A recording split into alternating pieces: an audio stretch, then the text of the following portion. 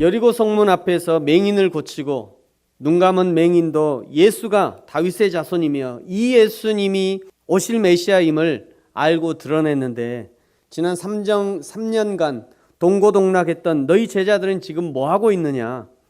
아직도 예수님이 누군지 정확히 모르고 있구나. 예수님은 단순히 이스라엘을 독립시키는 정치적 메시아의 역할을 하러 오신 것이 아니라 전 인류의 생명을 구하러 오신 참 하나님이심을 맹인을 통해 드러내셨습니다. 그리고 성문에서 맹인을 고치고 조금 더 여리고성 안쪽으로 들어갑니다. 성경에서 가장 유명한 이야기 중에 하나인 삭개오의 이야기가 오늘 여기서 등장하는 것입니다. 다시 말씀드립니다만 예수님의 모든 행적은 정확히 계산된 행동이십니다. 우연히 지나가다 만나신 것이 아니라 맹인과 삭개오를 만나기 위해서 여리고성에 들어가시는 것이고, 정확한 타이밍에 맹인을 만나고, 그리고 오늘은 삭개오를 만나고 있는 것입니다. 이 삭개오의 이야기는 유치부에서부터 장년에 이르기까지 모든 설교에서 다뤄지는 이야기입니다. 오늘 사건의 주인공 삭개오는 어떤 사람인가? 삭개오의 이름의 뜻은 순결하다 또는 정의롭다, 이런 뜻입니다. 그가 세금 징수원의 대장이었다는 것을 생각해 보면 그와는 어울리지 않는 이름 같습니다. 그러나 그 이름 속에 삭개오를 창조하신 하나님의 본심, 본 계획, 그리고 그가 예수 그리스도를 만난 이후에 어떤 삶을 살 것인가에 대한 암시가 들어있는 것 같습니다. 오늘 2절은 그가 세리장이었으며 부자였다라고 삭개오를 소개하고 있습니다. 그런데 3절에 보면 그가 키가 작았다라고 말씀하고 있죠. 여기 작다라고 하는 이 단어는 헬라어로 미크로스라는 단어인데요. 이 단어에서 마이크로라는 영어 단어가 나오는 것입니다. 그러니까 삭개오가 얼마나 키가 작았냐면 마이크로, 쥐똥보다 더 작은 그런 마이크로, 그렇게 작았다는 거예요. 종합해보면 삭개오는 키가 작아서 일반인과 경쟁에서는 도무지 경쟁할 수 없는 그런 사람이었지만, 집요하게 공부하고 치열하게 싸워서 일반인들도 어렵다는 세무 공무원에 합격을 하게 된 것이고요. 그리고 드디어 세무 공무원의 장이 된 것입니다. 그냥 이것만 봐도 오늘 삭개오가 어떤 사람인지, 얼마나 집요하고 얼마나 성취욕이 강한 사람이었는지 알 수 있는 것 같습니다. 그러나 그것과 동시에 그에게 키가 작다는 것은 큰 단점이 되었다는 것을 알 수 있습니다. 당시만 해도 유대민족에게 세무 공무원, 세리들은 거의 저주의 대상이었습니다. 왜냐하면 그들이 로마의 앞잡이가 되어서 유대민족에게 악랄하게 세금을 징수하고요, 그것으로 로마에 아부하면서 자신들은 큰 부자로 권세를 누리면서 살아가고 있었기 때문입니다. 최근에 신천지가 이슈가 되면서 눈에 띄는 기사가 한 가지 있었는데요. 월급이 200만 원 정도 되는 신천지 간부의 재산이 100억에 이른다, 100억이 넘어간다는 그런 기사가 있었습니다. 어떻게 이렇게 할 수 있었느냐면, 거둘 것은 집요하게 거두고 위로 상납하는 것은 적게 상납하는 구조가 이것을 가능하게 한 것입니다. 그러니까 신천지의 집화장이나 간부들에게 신천지 교인들은 건드리기만 하면 돈이라고 하는 꿀이 뚝뚝 떨어지는 그런 꿀통과 같았던 것이죠. 예수님 당시에 삭개오를 포함한 당시의 세리장들이 이렇게 했다는 것입니다. 자기 민족 유대인들에게는 집요하게 받아내고 로마로 상납할 때는 적게 상납하는, 그것으로 자신들의 부를 축적하는 그런 도구가 되었던 것이죠. 그래서 유대민족에게 세리장들은 저주받을 민족의 배신자로 낙인이 찍혀 있었던 것입니다. 오늘 등장하는 삭개오도 그런 사람이었습니다. 비록 키는 작고 난장이만한 키였지만 얼마나 악착같이 자신의 세금 징수 할당량을 성실하게 채우든지 중앙정부로부터 인정받고 세리장까지 승진을 하게 된 것입니다. 그러나 예수님이 보시는 삭개오라는 인물은 어떤 사람이었는가? 10절이 정확하게 예수님이 삭개오를 어떻게 보는지를 알려주고 계십니다. 다 같이 10절을 함께 읽겠습니다. 시작. 인자가 온 것은 잃어버린 자를 찾아 구원하려 함이니라. 아멘. 예수님이 보시는 삭개오는 어떤 사람인가? 잃어버린 아브라함의 자손이요, 구원시켜야 할 하나님의 백성이었던 것이죠. 예수님이 보시는 삭개오는 인간 승리의 표본이 중요한 것이 아니고, 키 작은 콤플렉스를 가지고 있다는 것이 중요한 것도 아니고, 그저 구원받아야 할 한 사람, 잃어버린 한 영혼에 불과했던 것입니다. 예수님이 오늘 저와 여러분을 보는 것 역시 동일합니다. 저와 여러분은 예수님 앞에 어떤 사람입니까? 큰 교회, 작은 교회 담임하는 담임 목사가 중요한 것이 아닙니다. 그것이 구원을 얻을 만한 어떤 조건이 되지 않는다는 말씀이에요. 젊은 시절 엄청난 헌신을 했던 헌신자입니까? 엄청난 고난 중에도 하나님을 기쁘시게 하는 믿음의 소유자였습니까? 아니면 엄청난 재력을 가지고 하나님의 나라와 교회에 큰 유익을 주고 있었습니까? 잘 아셨습니다. 지금도 여전히 그렇게 하시기 바랍니다. 그러나 그것보다 더 중요한 하나님이 보시는 관점이 있다는 거예요. 그것은 여러분도 하나님의 은혜가 필요한 사람이라는 것입니다. 하나님의 은혜 아니면 살아갈 수 없는 연약한 인간일 뿐이라는 것이에요. 그러니 하나님 앞에서 오늘 나의 조건과 오늘 나의 무엇을 자랑할 것도 없고, 나와 비교되는 어떤 사람의 연약함을 무시할 것도 없다는 것입니다. 그래서 예수님이 이 삭개오를 만나고자 했던 것이죠. 예수님이 삭개오를 만나야 할 이유가 있었다면 오직 그것 한 가지뿐입니다. 삭개오에게 구원의 선물을 주기 위해서입니다. 예수님이 삭개오를 만나러 여리고를 뒤지기 시작합니다. 왜 뒤지기 시작했다라고 말씀을 드리냐면, 분명히 오늘 삭개오를 만난 것은 길을 가다가 우연히 만난 것이 아니기 때문입니다. 그 삭개오를 만나기 위해서 여리고로 들어가고 계시는 것입니다. 예수님은 여리고 성문 앞에서 맹인의 눈을 뜨게 하시고, 그리고 점점 여리고성 깊이 들어갑니다. 삭개오가 있는 성 중앙으로 들어가고 있는 거죠. 3절에 삭개오도 예수님을 보고자 했지만, 그러나 삭개오는 키가 작은 사람이라 예수님을 볼 수 없었습니다. 3절 하반절에 보면요, 이미 예수님 앞에 엄청난 군중들이 모여 있었습니다. 4절에 예수님을 보고자 하는 열망에 사로잡힌 삭개오가 돌 무화과 나무에 올라갑니다. 참고로 이전 성경에는 뽕나무라고 했고, 지금 우리가 보는 성경에는 돌 무화과 나무라고 했는데, 돌 무화과 나무가 맞는 해석입니다. 이전에 우리 선배들이 성경을 번역할 때 여리고성 동네에 들어가는 입구에 있는 나무라는데, 과연 그게 무슨 나무일까? 우리 신앙의 선배들, 이 성경을 번역하는 선배들이 그 나무가 그때 당시에는 지금처럼 이렇게 뭐 인터넷이나 뭐 성지를 갔다 올 수 없는, 가서 확인할 수 없는 그런 상황이었기 때문에 우리 선배들이 생각했던 거죠. 우리 동네는 뭐가 있나? 생각해보니까 우리 동네는 그 동네 입구에 뽕나무가 있고, 어릴 때 그 뽕나무에 올라가서 오디를 따먹던 그런 기억도 있어서, 여리고 그 성 들어가는 그 입구에 뽕나무였나 보다. 그래서 뽕나무로 번역을 한 것입니다. 이 나무가 지금도 있는, 지금 이제 관광지처럼 되어서 이렇게 있는 돌 무화과 나무인데요. 저게 삭개오가 올라왔던 나무다, 이렇게 해서 이제 관광지처럼 이렇게 되어 있다고 하고요. 여기에 이렇게 많은 열매가 다닥다닥 붙어 있습니다. 우리가 보통 무안에서 나는 그런 파는 살 수 있는 그런 무화과가 아니라, 이스라엘 사람들은 언제든지 따먹을 수 있도록, 여행자들의 한 끼를 여행자들이 요기할 수 있도록 이렇게 길가에 심어놓은 나무라고 그래요. 그래서 이런 나무가 지금도 이렇게 있습니다. 이 나무를 지금 성경에는 돌 무화과 나무로 번역하고 있는 거죠. 5절에 보니까 드디어 예수님께서 찾으시던 그 삭개오를 돌 무화과 나무에서 발견합니다. 돌 무화과 나무에 올라가 있는 삭개오를 발견한 예수님이 반가워서, 삭개오야 속히 내려오라, 내가 오늘 내 집에 유하여야 하겠다 말씀하십니다. 저는 오늘 이 예수님이 삭개오를 향해서 삭개오야 속히 내려오라 부르시는 이 장면이 너무나 감격스럽게 느껴집니다.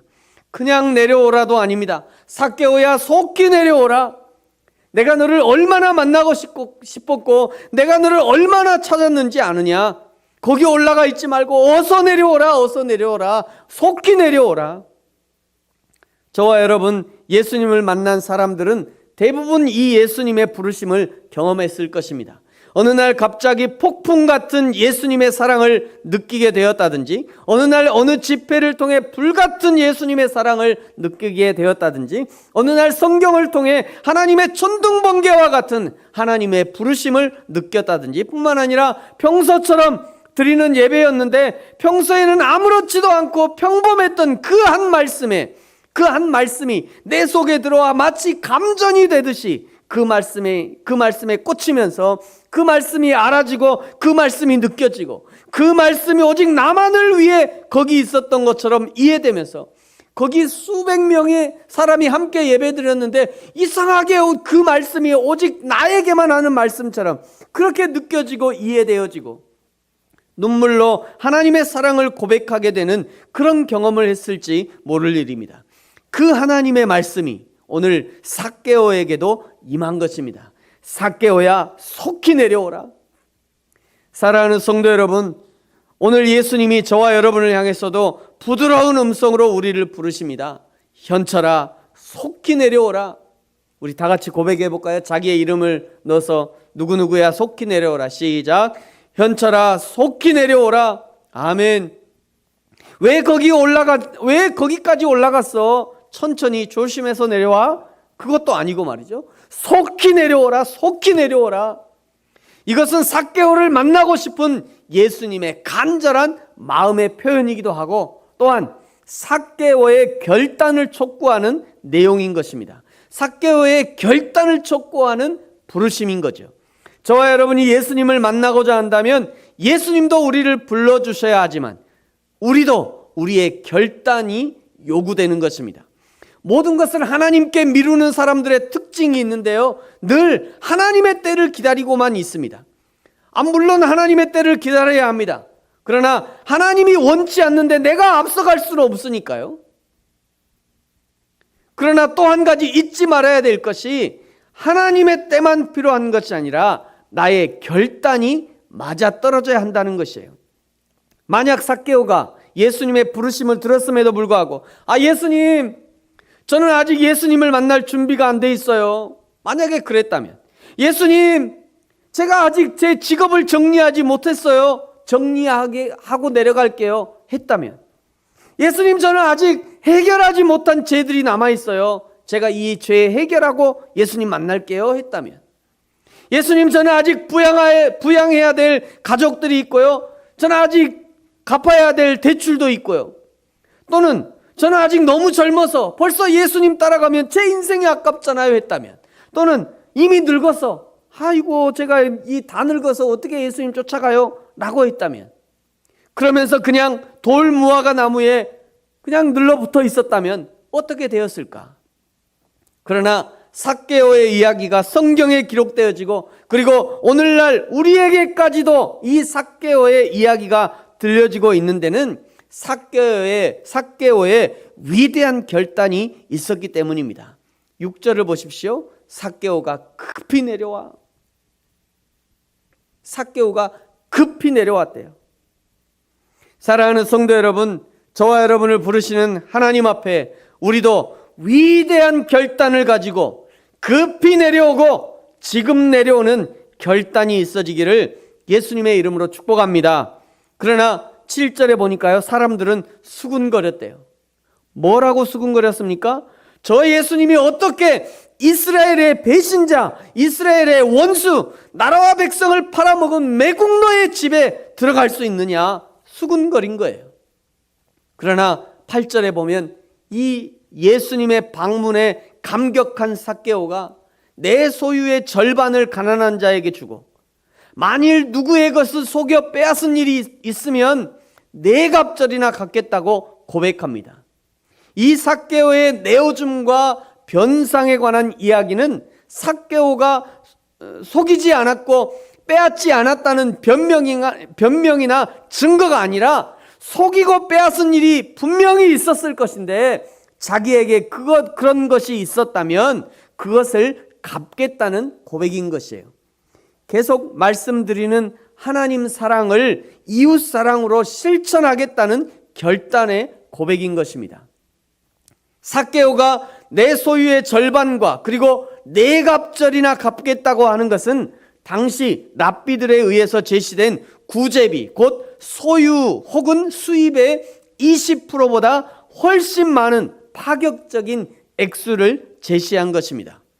이런 헌신적인 태도는 영생을 사모하여 예수님께 나아왔으면서도 예수님께서 내 모든 소유를 다 팔아 가난한 자들에게 나눠주라고 말씀하셨던 그 예수님의 말씀을 듣고 근심하여 집으로 돌아갔던 부자 청년의 모습과 너무도 대조를 이루고 있습니다. 이 삭개오의 고백은 내 집이 예수님이 주인이심을 인정하는 집이 될 뿐 아니라 내 삶의 현장, 직장도 예수님이 주인이심을 인정하는 삶의 현장이 되도록 하겠다고 하는 고백이 담겨 있는 것입니다. 이 고백을 들은 예수님이 삭개오의 집과 그리고 삭개오 개인에게 구원을 선포합니다. 우리 9절과 10절 같이 한번 읽겠습니다. 시작. 예수께서 이르시되 오늘 구원이 이 집에 이르렀으니 이 사람도 아브라함의 자손이미로다. 인자가 온 것은 잃어버린 자를 찾아 구원하려 함이니라. 아멘. 사랑하는 성도 여러분, 저와 여러분은 예수님 만난 후 어떤 삶의 고백을 드리고 계십니까? 예수님 만난 이후 그리고 예수님과 함께하고 있는 지금 어떻게 예수님이 내 인생의 주인 되심을 고백하고 있습니까? 그것을 어떻게 나타내고 있습니까? 예배와 봉사와 헌신을 통해서 내 삶의 주인이 예수님이심을, 내가 하나님 중심의 삶을 살고 있음을 나타내고 계십니까? 잘 하시는 것입니다. 계속 그런 삶을 살아가시기 바랍니다. 헌금을 통해 내 삶의 주인이 이 물질이 아니라 내 삶의 주인이 예수님이심을, 내 생명의 주인이 예수님이심을 나타내고 계십니까? 잘 하시는 것입니다. 계속해서 그 삶을 유지하시기 바랍니다. 그것이 저와 여러분이 하나님 앞에서 정직하고 바르게 신앙으로 믿음으로 살아가고 있다는 증거가 될 것이에요. 삭개오의 고백이 바로 이런 의미를 포함하고 있는 것입니다. 마지막으로 한 가지 더 말씀드리자면 삭개오의 이야기를 할 때마다 저에게 감동이 되고 다시 한번 다짐과 결단을 하게 되는 삭개오에 관한 다른 해석을 한 가지 소개합니다. 왜 키 작은 삭개오를 돌 무화과 나무에 올라가게 했는가 하는 것입니다. 왜 삭개오가 돌 무화과 나무에까지 올라가게 되었을까? 오늘 성경 3절에 그 이유를 알려주셨는데요. 사람들이 많았기 때문이죠. 예수님을 만나고 보려는 사람들이 너무 많아서 삭개오도 앞으로 가고 싶었지만 앞으로 갈 수 없었다는 거예요. 그래서 키 작은 삭개오가 예수님을 볼 수 있는 유일한 방법이 그 작은 다리 찢어가면서 그 작은 팔 뻗어가면서 돌 무화과 나무에 올라갈 수밖에 없었다는 것입니다. 여러분, 이 삭개오가 굳이 돌 무화과 나무에 올라가지 않고도 예수님을 만날 만한 방법이 없었을까요? 어떤 방법이 있었을까요? 사다리요? 그때는 사다리가 없었던 것 같아요. 사다리가 있었겠지만 그 근처에는 없었겠죠. 어떤 다른 방법이 없을까요? 여러분, 방법은 의외로 간단합니다. 앞에 있는 사람이 앉으면 됩니다. 앉아도 보이지 않으면 앞에 있는 사람이 납작 엎드리면 되는 거죠. 교회도 마찬가지입니다. 사람들이 교회에 와서 만나야 할 분은 목사님, 장로님, 권사님이 아닙니다. 예수님을 만나야지요. 그런데 예수님보다 앞서 설치는 사람들이 있어요. 목사님이 설치니까 목사가 그냥 앞에 설치니 예수님이 안 보입니다. 우리 목사님 하다가 정작 목사님의 연약한 모습만 보고 시험 들어 안 나오는 사람들이 얼마나 많습니까? 저도 지금 반성하면서 이런 말씀을 드리는 거예요. 권사님, 장로님 대단한 줄 알았더니 권사님도 장로님도 집사님도 연약한 모습을 드러내면 실망하고 교회에 안 나오는 사람들이 있지 않습니까? 어떻게 하면 교회에 나오는 사람들이 예수님을 만날 수 있을까요? 먼저 믿은 사람들이 예수님 앞에 목을 뻣뻣이 쳐들지 말고 예수님 앞에 겸손히 앉아야 합니다. 더 겸손히 엎드려야지요.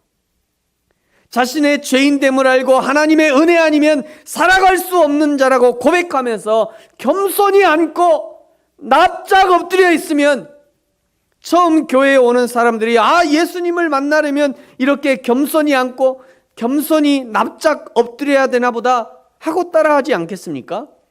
그러면 삭개오와 같이 팔 짧은 사람, 다리 짧은 그런 삭개오와 같은 사람들이 굳이 나무에 올라가지 않아도 예수님을 만날 수 있을 것입니다.